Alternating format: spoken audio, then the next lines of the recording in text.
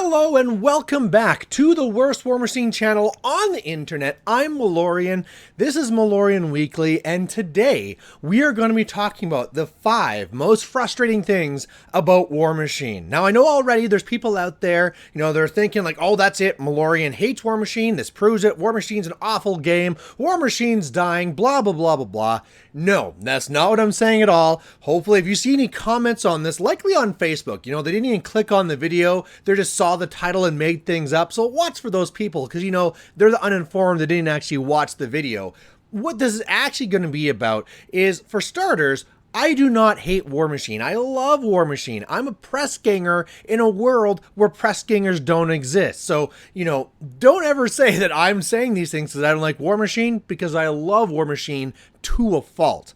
Now, with that in mind, I think it's really okay to be frustrated by some of the things that you love. For example, my favorite movie of all time is Jurassic Park, for many reasons. But don't you know it, there's things about that movie that I don't like, that frustrate me. And by realizing those things, and by not following something with either blind faith or blind hatred, you can think about things more critically and either be using that information so that you can improve it, or maybe be making it easier for others. So we'll be talking more about this at the end, but let's jump into number 5, because that's the way that number lists work, right? I don't normally do these things on this channel. Number 5 is going to be no starter set. Now, I know some are going to say like, whoa, Malorian, there's all the starter boxes for all the different factions. You buy it, there's a caster, there's like 2 to 3 jacks. There is a starter set. You're a liar. Oh, and plus, there's those 2-player ones where it has like one Warmachine faction, another Warmachine faction, has like the starter book, has some dice in it, a ruler. Ha! Malorian, you're wrong right from the gates. Well, okay, you could say some of those things are starter sets, but are they really? If you buy that little box for 50 bucks or whatever it is, wherever you live, and it has a caster and it has some jacks, are you really playing Warmachine? Can you really play this game? And let me go and compare this to something else. GW does starter sets beautifully. Every couple of years, they come out with this new starter set. It has brand new molds, not folds, brand new molds, this faction versus this faction. The models are cheap, they're easy to put together, but the idea is that each army has a mixture of models so that you're really playing like a mixed and interesting list. And if you really want to, either you buy that starter set so you have 2 lists yourself, or you and your friend can share it, or you buy 2 of those and you're good to go. Now, I know you're saying again, well, Malorian, we talked about this. There's a 2-player one for Warmachine. Kind of. They don't really make them anymore. You know how long ago those were that they were made? And even in those, you don't have that type of repeat. We can kind of like buy 2 and it's good to go. And it really doesn't have that whole idea where it's the cheaper models made it so that you can bring the price down, right? It's not there. You want something that's like that. You can just pump out and be like, hey, here's this new product. You can buy it for a reasonable cost. You can get into the game and you can actually play a real version of the game. It's not like, oh, this game's really just a caster and 2 jacks. No, it's not. It's units, it's solos, it's all these different things that you need to have this mixture together to make it work. And that's the real problem with it, is when there's a new player coming into this game and they're asking like, well, what should I buy? It has to be like, well, for a short little while, they sold this other product that was basically like an army box that had a mixture of the things you'd need for a smaller list, but they don't do those anymore because they make too much sense. So, meh. And so that's really the problem. That's my frustration number 5, saying that there's no real starter set in order for me, the press ganger, the person that loves this game, to use to get new players into this game in a version of the game that's not really alive. All right, let's move on to number 4. Number 4, the top 5 frustrating things about Warmachine to me, a person that loves the game, is going to be how expensive it is. Now, I know it's a model game. I know it's a company. They have to make money, blah, blah, blah. But again, especially as a press ganger, as me trying to get somebody into this game, and they're like, oh, okay, well, what do I need to start? And especially with that last one where there's not really a good starter set that I can set them up to come in, it's like, well, since there's no good starter set I can use as a launch pad for you, you can buy this and this and this and this and this and this and this and this, and it comes out to hundreds and hundreds of dollars. And that's a really hard sell, right? You know, if I'm in there and they have, like, before, I don't know actually what the price of Indominus was, but before you could be getting like that 2-player kit for like $100. You could buy 2 of them, blah blah blah. So for, you know, especially if you're splitting with a friend, for like $100 or like $150, you're getting a good enough sized army that you can just come in and play. Now, part of this is our fault as the players. PP has come out and said, like, they intend their game to be played at various point levels, but by and large, the community only plays 75 points. And because of that, you have to buy 75 points worth of models. And not only that, this is a 2-list game, so you have to buy 150 points, unless you have some crossover, blah, blah, blah. But the main thing is that that's lots and lots of money, and there's not a lot of good ways to go about it that make it cheaper. Really, the best way I can say to bring things down is go to like secondary markets and like go buy this, go buy that. Oh, that person's getting out of the game. Go see if you can pick this up. This person's changing factions. Yeah, see if you can get their old faction. You know, that's the way to bring it down, but it's not the good way to bring it down, because that secondary money is not going to privateer press. So if that's the way that new players are getting into the game, because there's no starter set, that means that PP's not getting the money to further develop their game. So they're just kind of hurting themselves. So yeah, number 4, the expense of this game and how hard of it is to sell it is to try and then get a new person into the game, because it's so expensive and because there's no starter set to really set them up. But let's go to number 3. What's the number 3 thing that's got me frustrated with Warmachine? And that's going to be so many rules. Now, again, I gotta say that from a tournament player perspective, all these rules are great because they merely make it so that not every faction is the same, there's everything, nuances all over the place, and by you understanding these things, me versus you, we can have a better tactical game where the better player wins. However, even though I said better, it usually is whoever knows more. The person that comes in who's memorized all of these rules is the person that's going to win that game because of gotchas. Oh, you walked into this, I triggered this rule. Oh, there's this interaction, gotcha, now your caster's dead. Good game, goodbye. And that's a real problem, because if you have a player where they came into the game and you're like, come on, you can play this, Warmachine's great, there's no starter set, but we can put these things together, yeah, okay, just work a few overtime shifts and you can afford all this, okay, yeah, now you're finally in the game, now read these novels and novels of rules so you can actually compete in a weekly type of scenario. And man, that's really tough. Like, again, rules make a game actually have the depth to make it very tournament viable. However, when it's so vast as the ocean that you have to be a scholar in order to know everything, that's also a problem. And I know from myself, like when we went from Mark II to Mark III and they took some rules out to simplify things, I was like, oh, I miss being able to arm lock. I miss being able to push. I miss this.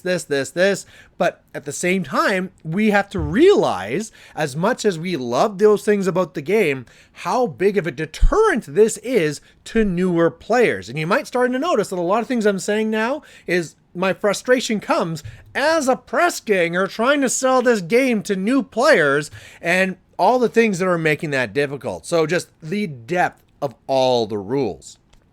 All right, let's move on to number 2, the second most thing that makes me frustrated about this game, and that's going to be the Skews. Now, this is going to be silly coming from me because I love playing Skews. You know, whenever I see a possibility in Warmachine, I dial it up to 11, right? Oh, countercharge, let's get countercharge everywhere. Sloan, let's put in all the hunters. Infantry, find me the cheapest thing with tough and we're going to load it in there and go. And that's what I do because I'm an awful person. But again, when we're thinking about this as a new player, they're coming into this, they're like, okay, I didn't have a starter set, so I had to buy all these models. I worked my overtime shifts. I spent 3 months learning all the rules for everything. All right, I now have my mixed force going in, and oh, you have Sloan and you shot me off the table, and there's nothing I can do about that. Okay. Oh, or you have a bajillion dudes, or you have super high defense. Like, how do I hit defense 19? How is this a thing in this game? This is ridiculous. I really have to go and roll hoping for double sixes? If I don't put something in there to plan for these skews, what do I do? And then, of course, there's so many different skews. So my list has to cover all these crazy things. Well, all of a sudden now I can't be playing the models that I want because I have to build into both of my lists, kind of, the ability to be dealing with extremely high defense, extremely high armor, lots of shooting, lots of combat, lots of just numbers, super strong alpha, whatever it is. I have to build that into my list if I want to be competitive. Otherwise, if I come up into this super skew, it really makes it feel like, why do I even play this game? This scenario that I find myself in is impossible. I cannot deal with this skew, maybe because you could say it's my own fault. I didn't come into this with my list prepared to be dealing with this skew. But then again, you have to realize that this part of the rules is such that if you walk into that section or that game and somebody has pushed that dial to 11 when you have not put in the tools to deal with it, you're in a lot of trouble. Especially, again, if we're talking about that newer player that's maybe not thinking about out of the box, like, okay, maybe I can block this and go for scenario or maybe something else, or maybe that's not even available. And it's just that feel bad of like, I just can't win. Neither of the lists I brought can deal with that skew. Guess I lose. So that's my number 2. So what's my number 1? The number 1 thing that frustrates Malorian about this game is going to be how unforgiving it is. Now, what I mean is basically kind of what I said there, but then it goes even further. You walk into this game, you have your list, and if you don't have something that can deal with your opponent, boom, you're screwed. You can't win. You've lost before the game even began in some cases because their lists counter yours so hard. Or maybe it's those gotchas that we talked about where I went in and I bought those models. I worked overtime. I studied the rules for 3 months and then I built lists that could deal with these skews. Okay, I think I'm good. Walk in. Oh, I forgot about that one gotcha. My caster's dead. Game over. Good game. Goodbye. Oh, okay. And I've seen this in tournaments, and it sucks so much to have that new player come in. And you can see in their eyes coming in that they're so happy to be here. They spent all that time collecting their models, painting their models, watching battle reports, listening to podcasts, talking about people, learning what the meta should be, and then they get shot off by Sloan. And the game's over. Like the game, they spent more time deploying their models than they did playing the game. And, as a TO, as a press ganger, I go over, it's like, oh, buck up, don't worry, the next one will be better. And they go into that one, and now it's another gotcha, and they're dead. And now they're thinking about, like, you know what, screw this, I should just go home. Why am I even here? I spent all this time preparing all these things, and I've had in total 20 minutes of game time over the 4 hours I've been here. I should be playing hockey, where even if I sit in the bench for a third or half the time, more of my time is invested playing the thing that I want to be playing than what I'm doing in this game because it's so unforgiving. And I mean, if you compare that to other games again, where it's something where, let's say for the 40K and stuff like that, where like no matter what, you get 6 turns. So if they jump in there and they kill your leader, if they decimate the biggest parts of your force, you can still play along with like your little crack team there, and they can go and like, okay, I'm gonna try and kill this. Okay, I'm gonna try and avoid this. And there's at least something you can do. You're in the game, you're playing the game, you're rolling dice. But in this one here, no, it's like, gotcha, killed your caster, gotcha, you didn't see the scenario. And maybe there's ways we can change this. Maybe there's ways that we can change the rules so that it's not so gotcha and not such of a big impact and just like, good game, goodbye. But I think that's where I want to come to the end of this. So I talked about the 5 biggest frustrations I have with this game. No starter set, expensive, so many rules, the skews, and it's unforgiving. And so what does that really mean? What was the point of this video? Well, twofold. One, if you're someone working for Privateer Press, you might want to think about these things, because me, the press ganger, the person whose my role is to get people into your game, cannot do my job because of these things that are part of your game. So if you fix this, you can make that better for everyone, and we can get more people into this game. However, I do not imagine that a lot of people in Privateer Press watch my channel. It is the worst Warmachine channel on the internet, by the way. So with that in mind then, what can we do? Us, the people who love this game, we need to think about these things and try and find ways that we can correct this in our own area. Much like how I'm a press ganger in a world with no press gangers, I need to think about these things knowing that if Privateer Press is not going to fix these issues, I need to fix these issues.